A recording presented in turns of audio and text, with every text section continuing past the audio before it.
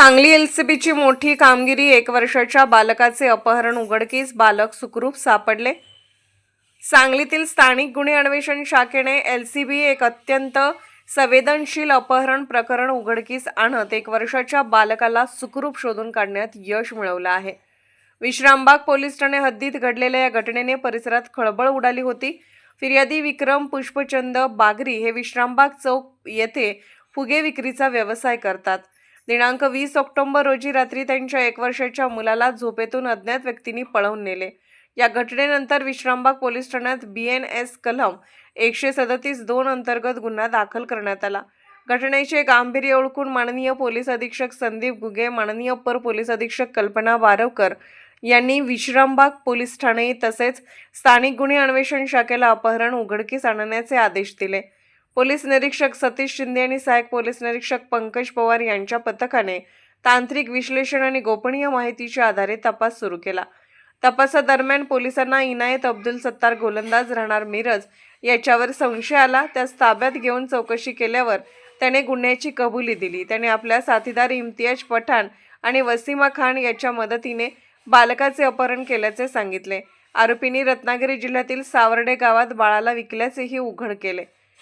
एलसीबीच्या पथकाने तात्काळ रत्नागिरीला जाऊन स्थानिक पोलिसांच्या मदतीने बाळाला शोधून काढले। बाळाला वैद्यकीय तपासणीनंतर पालकांच्या ताब्यात देण्यात आले। आपल्या मुलाला पुन्हा पाहून पालकांच्या डोळ्यात आनंदाश्रू आले। मुख्य आरोपी इनायत गोलंदाजला अटक करण्यात आली असून इम्तियाज पठाण आणि वसीमा खान हे फरार आहेत। त्यांचा शोध सुरू आहे। इम्तियाज पठाण हा रेकॉर्डवरील गुन्हेगार असून त्याच्यावर पूर्वी खंडणी, फसवणूक आणि आर्म ॲक्टचे गुन्हे नोंद आहेत। या उत्कृष्ट कारवाईबद्दल सांगली पोलीस दलाचे सर्वत्र कौतुक होत आहे।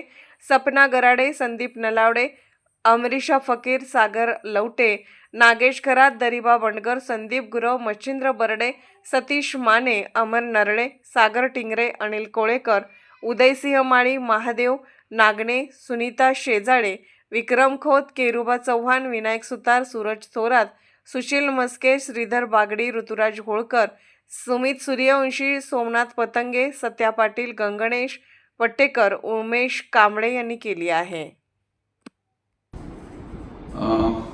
सांगली जिल्हा पोलीस दलाने एक वर्षाचं बाळ त्याचं अपहरण झालं होतं। त्याचा जो गुन्हा नोंद विश्रामबाग पोलीस स्टेशन येथे गुन्हा नंबर 359/25 असा करण्यात आला होता। साधारण 20 ऑक्टोबर 2025 रोजी हे बाळ रात्रीच्या सुमारास मध्यरात्री त्याच्या आईवडिलांच्या ताब्यातून नेण्यात आलं होतं।